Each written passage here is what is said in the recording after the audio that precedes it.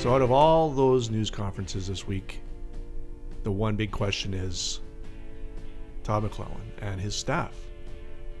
Will he stay? Will he go? Will the assistants stay? Will they go?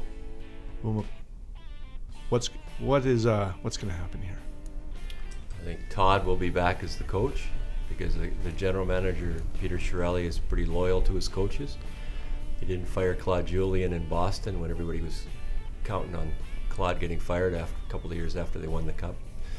And Peter ended up getting fired, and they kept Julien, and then they replaced Julien later. I think he's pretty loyal to coaches. It's the same situation here as it is in Calgary with Glenn Gulletson. He didn't get a vote of confidence from his general manager either at the end of the year. Brad Treleving. We'll think about it. We'll see what's going on. So it's the same situation, but I think the head coach will be back, and as we've been saying a lot, some of those assistant coaches will not. But does Todd McLellan want to stay here if his assistants are gone? Is he that kind of a guy? Well, if you give a head coach the choice between letting one of his assistants go or letting both guys go, I suspect the head coach stays and says, "I'm sorry, you're my friend, but I still remember the old Harry Neal, Roger Nielsen story where the owner wanted to fire Roger Nielsen, and Harry Neal was Roger's good friend, and he said, I don't want to do that.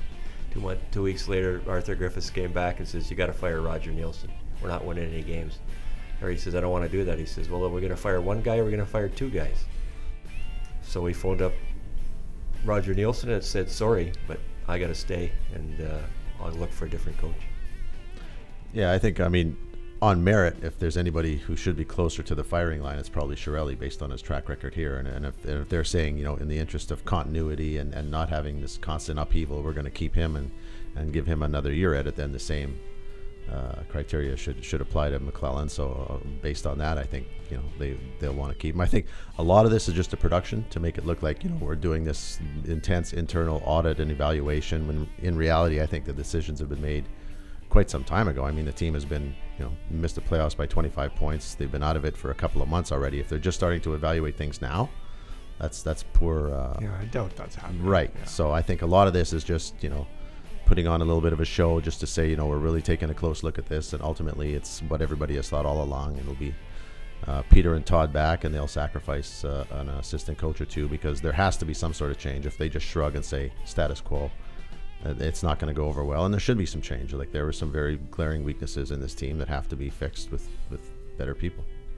Where do you find assistant coaches? McLellan brought Jay Woodcroft and Jim Johnson along with him from San Jose. They were his longtime assistants there. You usually hire them from junior hockey, who they go junior hockey, coach somebody's farm team, as Todd McLellan did. I think he was coaching Houston. He was coaching Minnesota's farm team. He got hired in Detroit. Mike Babcock's, and Bill Peters was in the American League, and he got hired in Detroit as well. So it's usually the route it goes. I think last year the Oilers missed. They should have hired Chris Knobloch somewhere in the organization as Connor McDavid's coach. He'd won 50 games for 3 or 4 years in a row there, and was in the Memorial Cup, and they let him get away, and Philadelphia hired him as an assistant coach. So I'll buy it. It was tough to change maybe coaching staff last year, considering they had 103 points and got within one game of the Western Final, but they let a really good young coach go.